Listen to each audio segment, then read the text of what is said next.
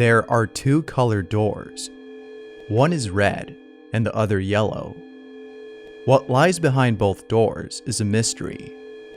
However, you can only open one. So choose wisely. Will it be the red or the yellow door? But before you choose, make sure that you are certain of your choice, as choosing the wrong door can have dire consequences. This is a game you shouldn't play if you're not sure which one to choose. Those who've played this can assure you that this is a dangerous game, one that should never be played. Kaylee Flynn can confirm this, as her friends have played this before.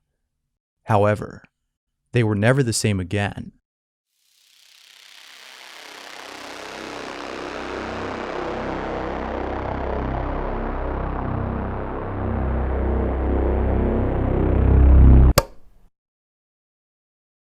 Kaylee was invited to a slumber party where all her friends would be at. But little did she know that Jamie, an old friend of hers, would also be there. They haven't spoken to each other ever since 7th grade.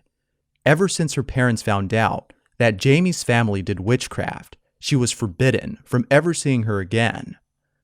Kaylee's parents were devout Christians who held strong beliefs against witchery or anything of that sort. Naturally, Kaylee also held such views.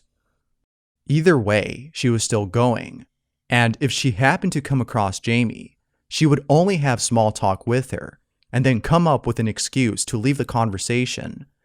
After all, Jamie was the same age as her, 14. She should be old enough to understand how awkward it would be to talk to someone who dropped out of their life without warning. And so, on the day of the sleepover, Kaylee did her best to avoid contact with Jamie. There was a total of 10 people in the house, scattered throughout the living room and kitchen, so avoiding her wasn't easy. Kaylee would simply pull out her phone and tap on her screen, as though she were texting someone or scrolling through her feed. Jamie would fall for it and avoid approaching. But then, out of the blue, towards the end of the night, Jamie suggests that everyone play with the Ouija board she had brought. To Kaylee's surprise, everybody wanted to play. Some girls were hesitant at first, but they eventually gave in. Kaylee, however, did not.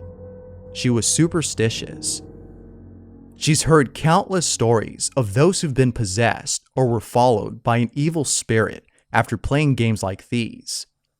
Plus, Jamie would be playing as well. They were bound to meet each other. And so, she opted out and stayed in the living room by herself as everyone else went upstairs inside a room to play with the Ouija board. Half an hour passes, and they were still in the room. They were loud and sounded like they were having a lot of fun. The parents were out in the back house, so there weren't any noise complaints. But then, all of a sudden, it was silent. The house felt empty. She could hear the dripping faucet in the kitchen and the ticking clock in the living room. It was completely silent until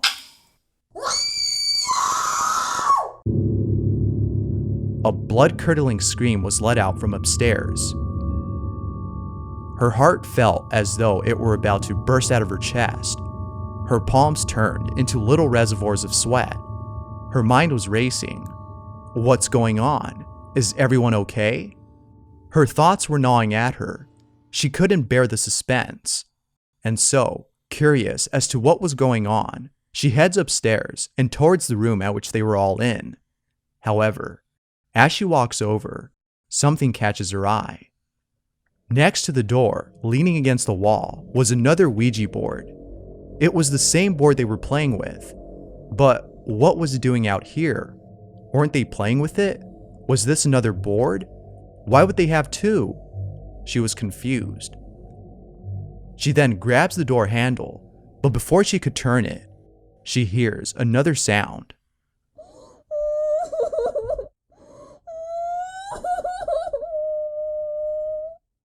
Kaylee's hand began to shake. She couldn't blink, and her face was feeling hot. She couldn't bring herself to open the door and see what was happening inside. She eventually musters what little courage she had inside her and turns the handle.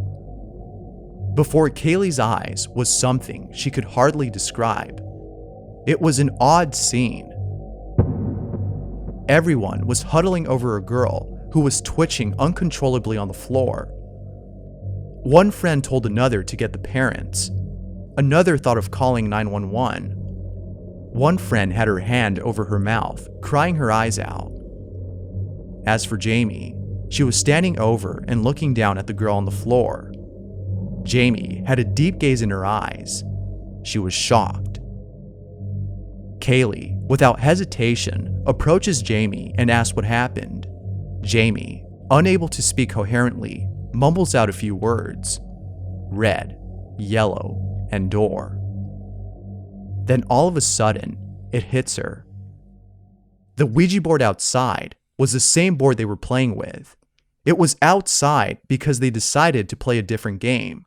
A game by the name of Red, Yellow, Door, or something along those lines. And looking at the girl who was convulsing on the floor, it was a dangerous one at that. It's a dangerous game, not because it involves invoking spirits or anything of that sort. It's dangerous for a far more insidious reason.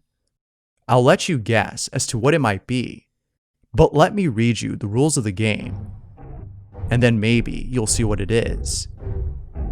First off, you need at least 2 people to play this game. One person will be the guide, and the other will be the subject. Everyone else has to stay quiet. Once you've gotten your players, it's time to play. Step 1. The guide will sit on the floor, cross-legged, with a pillow on their lap. You, the subject, will lie on the ground with your head on the pillow while closing your eyes. Step 1 should look something like this. Step 2. Extend your arms into the air and relax. Be sure to have your eyes closed throughout the entirety of the game. Step 3. The guide will then start to massage your temples with their fingers in a circular motion while chanting, "Red door, yellow door, any other color door," over and over. Those in the room who are watching should also chant. Now here's where things get interesting. Step 4. When you feel yourself slipping into a daze, and you can see a room or doors in front of you, lower your arms. This is the signal for the chanting to stop and the point at which the game will begin. The guide will then ask you questions, getting you to describe your surroundings and prompting you to open doors. Be sure to answer every question. Here are some questions the guide should ask. Are you in a room? Describe this room. What color are the doors?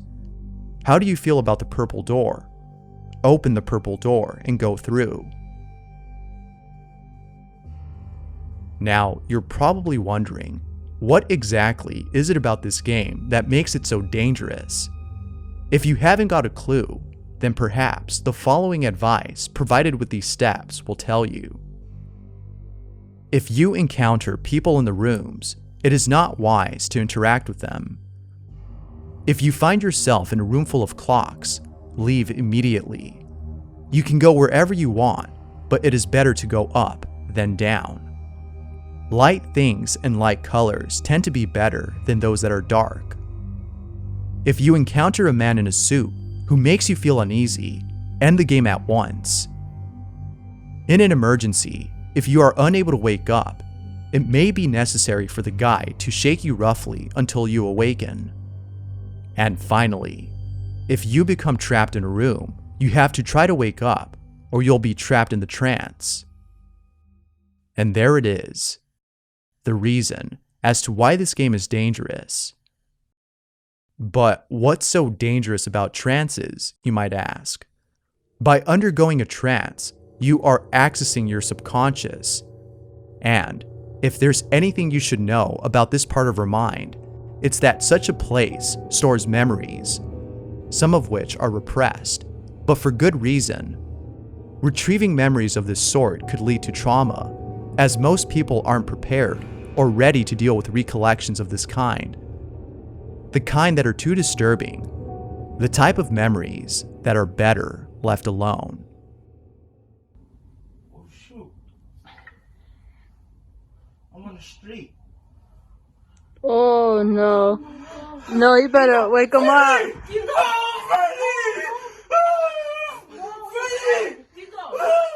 Wake him up.